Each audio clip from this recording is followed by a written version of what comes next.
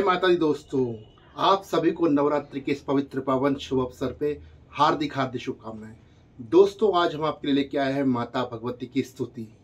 और यकीन मानिए, जिस घर में ये स्तुति की धुनी चलती है उस घर में कभी कोई अहित नहीं होता। तो दोस्तों, इस माता रानी की पवित्र पावन संगीतमय स्तुति शुरू करने से पहले मैं आपसे निवेदन करना चाहता हूँ कि यदि अभी तक आपने हमारे यूट्यूब चैनल को सब्सक्राइब नहीं किया है तो कृपया हमारे यूट्यूब चैनल को सब्सक्राइब करें और हाँ, घंटी का बटन दबाना बिल्कुल भी ना भूलें, जिससे हम कभी भी कोई नया वीडियो अपलोड करें तो उसकी नोटिफिकेशन आपके पास सबसे पहले पहुंचे। दोस्तों, हमें आपके सपोर्ट की बहुत ज़रूरत है। कृपया करके चैनल को सब्सक्राइब करके हमारा सपोर्ट करें। तो चलिए शुरू करते हैं। जय माता दी।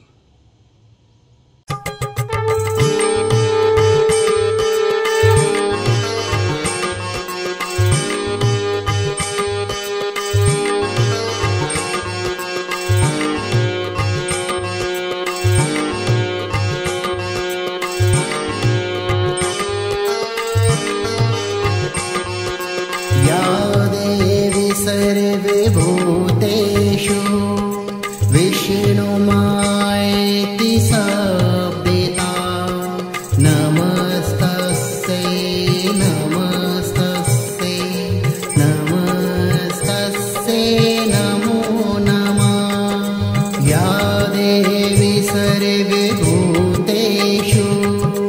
बुद्धिरूपेण संस्थिता नमस्तस्यै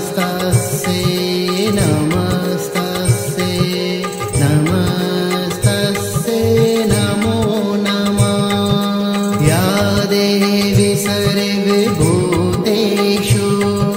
निन्द्रारूपेण संस्थिता नमस्तस्यै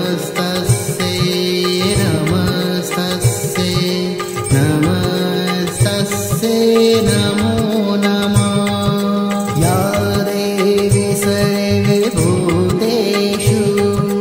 शुद्धारूपेण संस्थिता नमस्तस्यै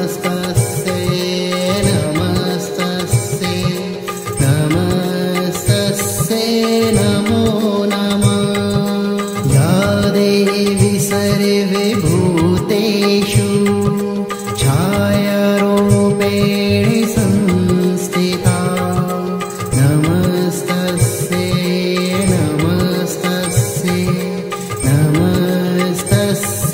नमो नमः।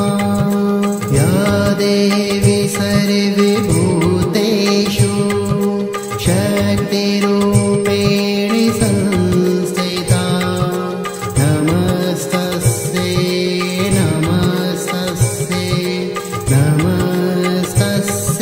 नमो नमः।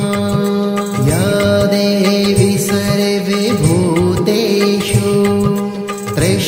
कृष्णरूपेण संस्थिता नमस्तस्यै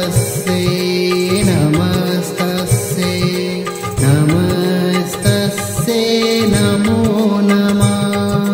या देवी सर्वभूतेषु शान्तिरूपेण संस्थिता नमस्तस्यै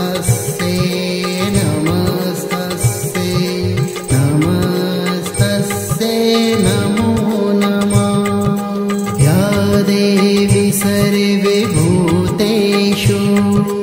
जातिरूपेण